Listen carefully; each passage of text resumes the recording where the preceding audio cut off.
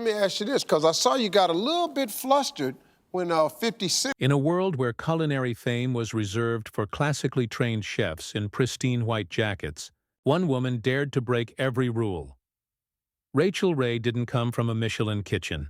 She came from a grocery store demo counter, a place where she turned chaos into charm and speed into art. Her secret? Not perfection, but connection. She spoke the language of ordinary families, cooked with ingredients you could actually find, and smiled through every mistake. Viewers didn't just watch her, they trusted her, because she reminded them of themselves. But behind that radiant smile was a woman constantly told she didn't belong, criticized for being too loud, too commercial, not a real chef. Yet, somehow, she turned doubt into drive, controversy into confidence, and her kitchen into a kingdom. This is not just the story of a cook. It's the story of a woman who proved that success doesn't need a recipe, only heart, hustle, and a little bit of heat. Long before the bright studio lights and booming applause, there was a small-town girl from Glens Falls, New York, a place where winters were long and dreams had to work twice as hard to survive. Rachael Ray was born in 1968, into a family where food wasn't about fame. It was about survival, love, and noise. Her mother, Elsa Scuderi, ran restaurants. Her father, James Ray, worked in the same world of steam, sweat, and constant motion. In those kitchens, Rachael found not just flavors, but rhythm, the music of clattering pans, sizzling oil, and laughter that rose above exhaustion. When her parents divorced, Rachael's childhood became a mix of moving, adapting, and helping. She learned to be strong, fast, and practical, the very traits that would one day define her cooking style. While other kids read fairy tales, she memorized spice labels and watched her mom plate dishes under fluorescent lights. There was no culinary school, no fancy mentor, no golden spoon. What she had was instinct, and the kind of work ethic only learned from watching your family build a living one meal at a time. Rachael often said, "We didn't have a lot, but we had dinner." That sentence, simple yet sacred, became her compass. Every dish she would later make, every 30-minute meal, every talk show recipe carried that same truth. Food is love, and love doesn't need to be perfect to feed the soul. In those humble kitchens of upstate New York, the world's most untrained chef was quietly preparing her greatest dish, herself. By her 20s, Rachael Ray wasn't anywhere near a television studio. She was behind a cash register at Macy's in New York City, working the candy counter, smiling through 12-hour shifts and wondering if her life would ever feel bigger than the space between her paycheck and her rent. But that smile, the same one millions would one day recognize, never faded. After a few years, she left the city's chaos behind and moved upstate again, taking jobs wherever she could find them. Managing a pub, helping at gourmet markets, teaching people how to cook quick, affordable meals. One day, while giving a demo at a small grocery store in Albany, she noticed something. The shoppers weren't intimidated by her. They were inspired. She wasn't a chef. She was one of them. That spark became an idea. What if dinner didn't have to take hours? So she created 30-minute meals. A local TV station offered to film her for a segment. Nervous, untrained, but full of heart, Rachael stepped in front of the camera, talking fast, laughing at her own mistakes, burning her fingers once or twice, and somehow making everyone fall in love with her authenticity. The show aired, and suddenly, the phone wouldn't stop ringing. Viewers didn't just want her recipes. They wanted her energy. Her warmth turned ordinary ingredients into possibilities. For the first time, cooking shows didn't feel like lessons from above. They felt like invitations from a friend. What started as a small grocery store demo had just become a national revelation. Rachael Ray had found her stage, not in a fine dining kitchen, but in every living room that needed hope, humor, and something good to eat in 30 minutes or less. When 30-minute meals hit the Food Network, it didn't just introduce a new show, it introduced a new kind of star. Rachael Ray burst onto the screen like a gust of warmth in a world that often took food too seriously. She didn't chop like a professional chef. She chopped like someone late for dinner. She didn't lecture. She laughed, and her voice, with its upstate New York twang and unstoppable pace, became part of the American kitchen soundtrack. Audiences adored her. Ratings soared. Soon, Rachael wasn't just teaching people how to cook fast. She was redefining what cooking show even meant. Then came the empire. Her cookbooks topped bestseller lists. Her magazine, Every Day with Rachael Ray, landed on coffee tables across the country. She launched cookware, food lines, and eventually, her own talk show, blending laughter, lifestyle, and a dash of chaos that felt perfectly human. In 2006, The Rachael Ray Show premiered to millions. Guests from Oprah to A-list actors filled her studio, but Rachael remained herself, messy, funny, and unfiltered. She didn't try to be perfect.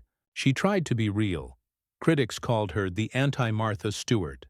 Fans called her family. Behind every segment, every catchphrase like Evo and Yummo, there was that same small-town spirit, the belief that food was a way to connect, not to impress. By the late 2000s, Rachael Ray was more than a TV host. She was a brand, a lifestyle, a cultural movement that celebrated imperfection and joy. She was on every channel, every shelf, every kitchen counter in America. But with fame that bright comes shadows that grow just as deep. The same charm that made her loved by millions would soon make her a target. For critics, tabloids, and a world that doesn't forgive authenticity as easily as it celebrates it. The rise was dazzling. The fall would be public. Fame, once a blessing, began to feel like a boiling pot, with no way to turn down the flame. As Rachael Ray's empire grew, so did the noise around it. Critics questioned everything: her skills, her image, her right to even call herself a chef. Trained professionals scoffed, "She doesn't belong in our kitchen." Newspapers accused her of dumbing down cuisine, turning art into entertainment. For the first time, America's culinary sweetheart found herself at the center of a storm she never asked for. The tabloids joined in, gossiping about her marriage to musician John Cusimano, hinting at infidelity and cracks behind the perfect TV smile. Photos were dissected, interviews twisted. Even her warmth, once her greatest strength, was rebranded as fake. Then came exhaustion. Years of filming, writing, touring, smiling, all while holding an empire together, took their toll. She began to lose her voice, her spark, and at times, her joy.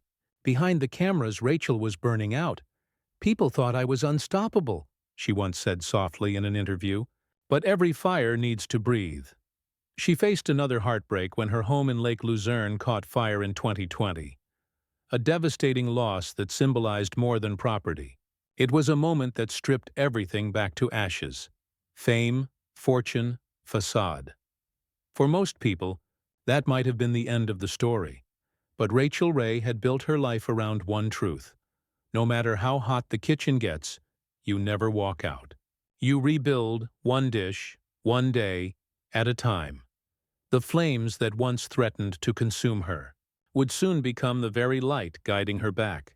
When the smoke cleared, literally and metaphorically, Rachael Ray stood staring at what was left of her home, her possessions, her memories. The fire that had destroyed her house in 2020 didn't just take wood and walls. It took the illusion of control. But in that moment of loss, she rediscovered what had made her who she was all along: simplicity, gratitude, and resilience.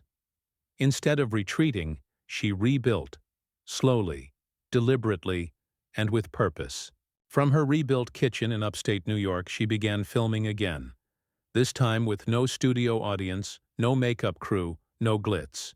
Just Rachael, her husband John, and their dog Bella Boo Blue, cooking in a house that still smelled faintly of smoke and survival. Her viewers saw something different now. Not just a celebrity chef, but a woman stripped down to her essence. Someone who had lived through burnout, loss, and scrutiny, yet still managed to smile and feed others. Her charity work grew, too.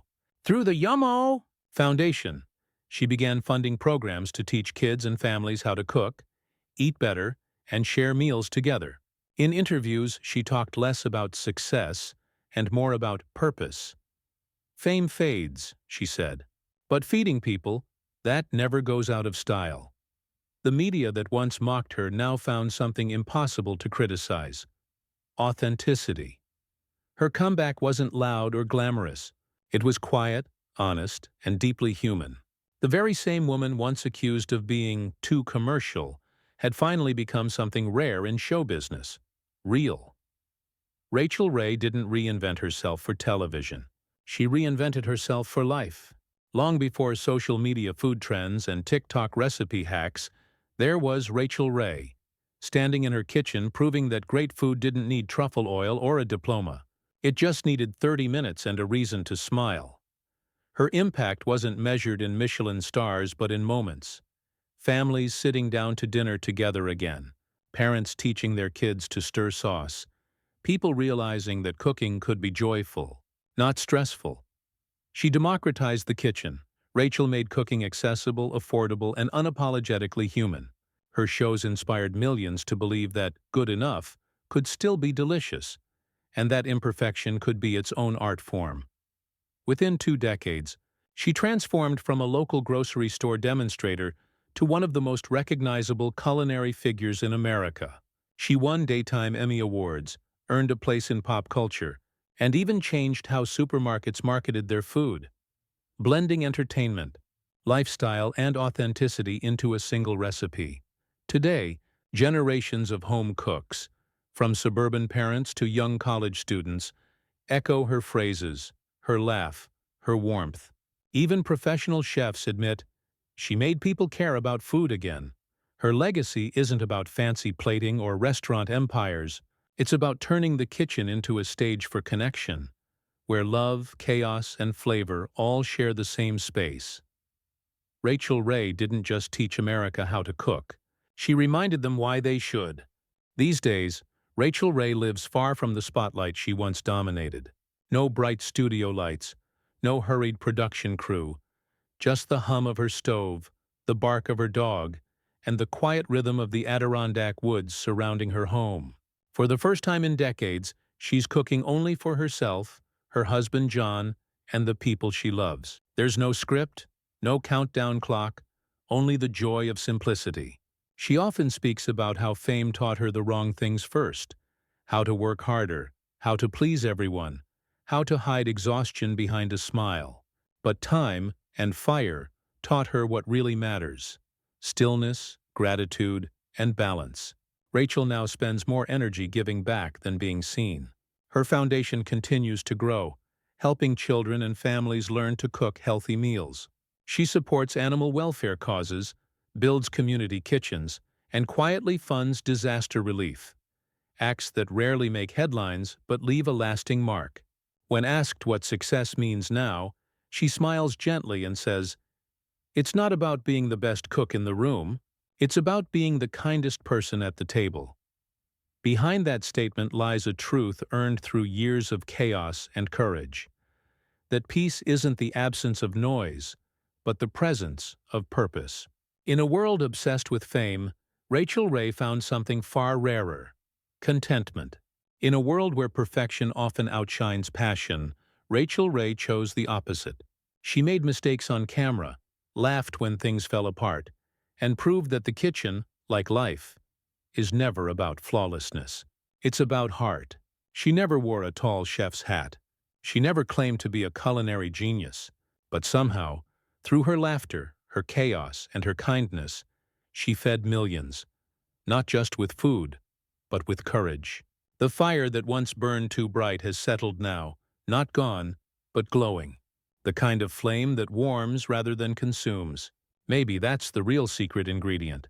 Not olive oil or herbs or timing, but love. Love for people, for imperfection, for the messy beauty of trying again. Rachael Ray's story isn't just about recipes. It's about resilience. And as the last pan cools and the applause fades, one truth remains: success doesn't come from what you cook, but from what you share. Because the greatest meal of all is the one that brings people together.